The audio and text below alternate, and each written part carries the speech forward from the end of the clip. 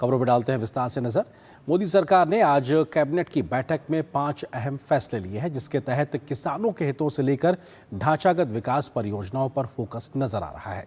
मोदी सरकार ने खरीफ की फसल के लिए पोषण आधारित सब्सिडी को मंजूरी दी है, ताकि किसानों को सस्ती दरों पर उर्वरक मिलती रहे। इसके अलावा केंद्रीय कैबिनेट ने जयपुर मेट्रो फेज 2 को मंजूरी दी है, तो राजस्थान के एक रिफाइनरी प्रोजेक्ट की बढ़ी हुई लागत को भी मंजूरी दी गई है। इसके अलावा केंद्र सरकार अरुणाचल प्रदेश की 2 हाइड्रो पावर प्रोजेक्ट को भी हरी झंडी दिखा दी है।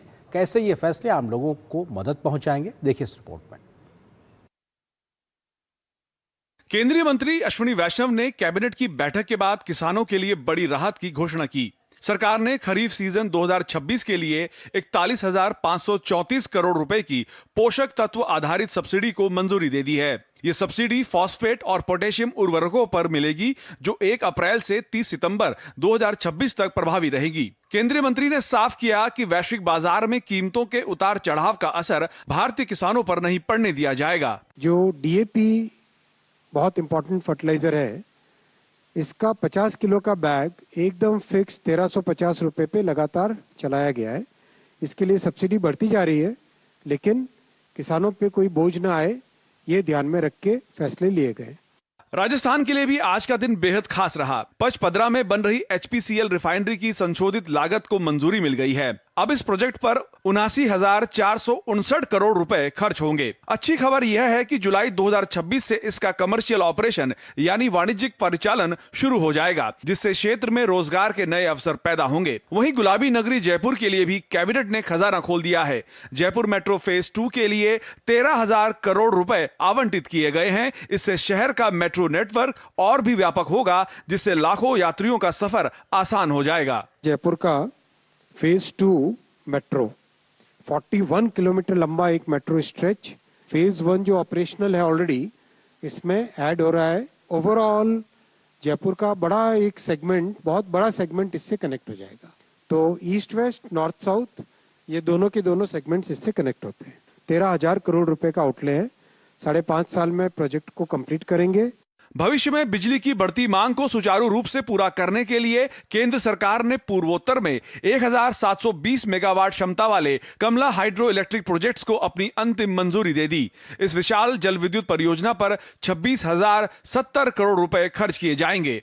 वहीं कलाई 2 हाइड्रो इलेक्ट्रिक प्रोजेक्ट के तहत 1200 मेगावाट के इस प्रोजेक्ट पर भी मुहर लग गई है, जिसके निर्माण पर 14,106 करोड़ रुपए की लागत आएगी।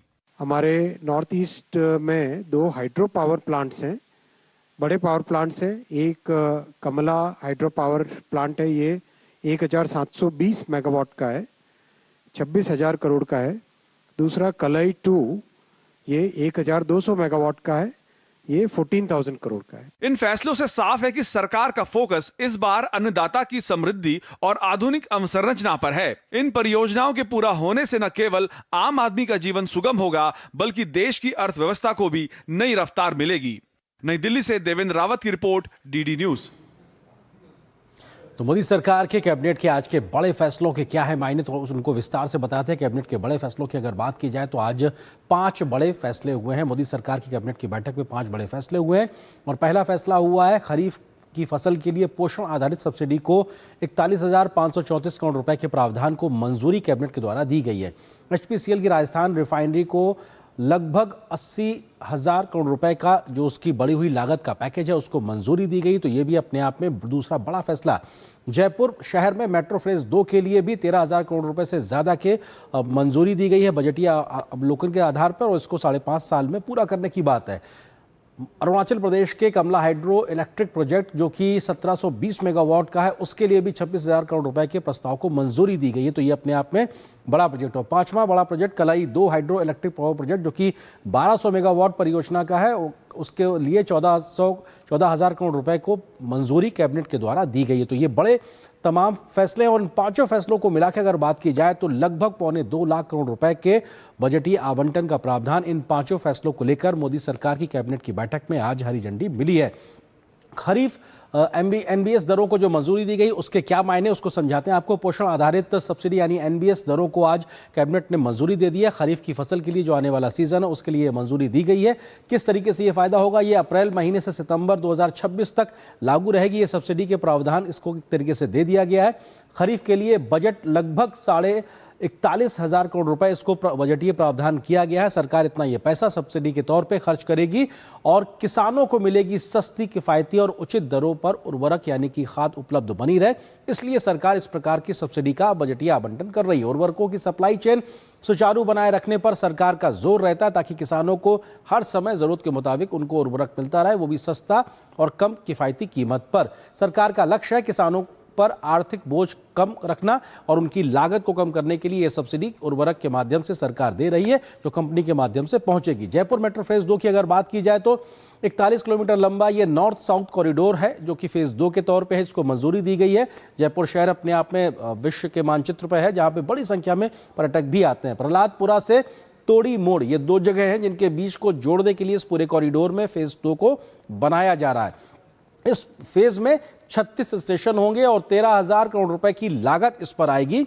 इसके लिए एक तरीके से मंजूरी मिल गई है। तो ये अपने आप में जयपुर शहर को एक बड़ा पब्लिक ट्रांसपोर्ट का हब बनाती नजर आएगी। केंद्र और राज्य का 50-50% का संयुक्त उपक्रम के तौर पर इस पे आगे बढ़ा जाएगा, जहां पे दोनों ही सरकारें मिलकर पैसा खर्च करेंगी। फेज 1 के साथ होगी इसकी कनेक्टिविटी, यानी कि इंटीग्रेटेड तरीके से काम होगा। जो फेज 1 अभी चालू है उसको फेज 2 के साथ जोड़ा जाएगा। सितंबर 2031 तक इस परियोजना को पूरा करने का लक्ष्य रखा गया है। तो ये अपने आप में कोशिश भी है कि जितना जल्दी हो सके उस मेट्रो प्रोजेक्ट को भी पूरा किया जाए।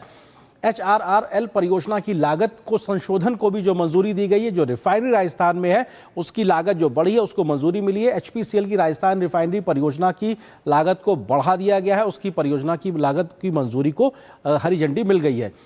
43,000 करोड़ रुपए से इसको बढ़ाकर लगभग 80,000 करोड़ रुपए के आसपास इसकी लागत हो गई, इसको मंजूरी दी गई है। तो ये सरकार का बड़ा फैसला हुआ। HPCL का अतिरिक्त 8,962 करोड़ रुपए इक्विटी निवेश करने का फैसला हुआ है। इस पर भी सरकार की मंजूरी मिल गई है। तो ये HPCL के द्वारा एक बड़ा निवेश होता हुआ नजर आएगा राजस्थान में। इस रिफाइनरी में निर्धारित वाणिज्यिक संचालन तिथि 1 जुलाई 2026 यानी 1 जुलाई 2026 से इसकी वाणिज्यिक जो संचालन की तिथि है वो भी तय कर दी गई है। और 9 MMT सालाना क्षमता का ग्रीनफील्ड रिफाइनरी क्षमता के आधार पर इसको स्थापित किया जा रहा है। उसमें एक तरीके से ये काम करता हुआ नजर आएगा। इक्विटी हिस्सेदारी की अगर बात की जाए तो HPCL 74% और राजस्थान की सरकार का 26% इसमें हिस्से एक तरीके से इक्विटी के तौर पर होगा। कलई 2 हाइड्रो इलेक्ट्रिक परियोजनाओं को मंजूरी की अगर बात की जाए तो अरुणाचल प्रदेश के अंजाव जिले में लोहित नदी पर यह परियोजना बनाने को फैसला एक तरीके से हुआ है। इस पर सरकार ने फैसला लिया। इसकी लागत भी 14,000 करोड़ रुपए से ज्यादा होगी। 78 महीनों में इसे पूरा करने का लक्ष्य रखा गया है ताकि यहां पर ऊर्जा सुरक्षा तेजी से हासिल की जा सके। 1200 मेगावाट क्षमता होगी और सालाना लगभग 4,800 जो MU है बिजली उत्पादन, उसका एक तरीके से मिलियन यूनिट जो उत्पादन है वो होता हुआ यहाँ नजर आएगा। लोहित बेसिन की यह पहली हाइड्रो परियोजना है जिसको पूरा करने के लिए मंजूरी दी गई है और इस पर तेजी से काम होगा। THDC इंडिया लिमिटेड और अरुणाचल प्रदेश की जो सरकार उनका संयुक्त उपक्रम के तौर पर इसको संचालित करने का फैसला भी लिया गया है। अरुणाचल प्रदेश को मिलेगी 12% मुफ्त बिजली। जो बिजली उत्पादन होगा उसका 12% हिस्सा अरुणाचल प्रदेश को मुफ्त मिलेगा। अरुणाचल के कामले का द्राबी कुरुंग कुमे जिलों में स्थित है कमला हाइड्रो इलेक्ट्रिक पावर प्रोजेक्ट, जिसको दूसरा जो प्रोजेक्ट जिसको मंजूरी दी गई है वो भी अरुणाचल प्रदेश में एक तरीके से इस इलाके में मौजूद है। इसका फायदा भी हमारे नॉर्थ ईस्ट में अरुणाचल को खासतौर से मिलता नजर आएगा। लागत लगभग 26,000 करोड़ रुपए से ज्यादा है। 96 महीने में इसको भी पूरा करने का लक्ष्य रखा गया है, यानी कि ऊर्जा सुरक्षा पर तेजी से काम। क्षमता 1,720 मेगावाट है। सालाना 6,870 MU बिजली उत्पादित होती हुई नजर आएगी और इस दिशा में तेजी से काम होगा। ब्रह्मपुत्र नदी पर बाढ़ नियंत्रण में भी प्रकार से इस परियोजना के बनने से मदद मिलेगी, वहां पे बाढ़ नियंत्रण में मदद होगी। NHPC लिमिटेड और अरुणाचल प्रदेश की जो सरकार है उनका संयुक्त तौर पर उपक्रम होगा जो इसको संचालित करेगा। उसका भी एक फैसला सरकार के द्वारा लिया गया है।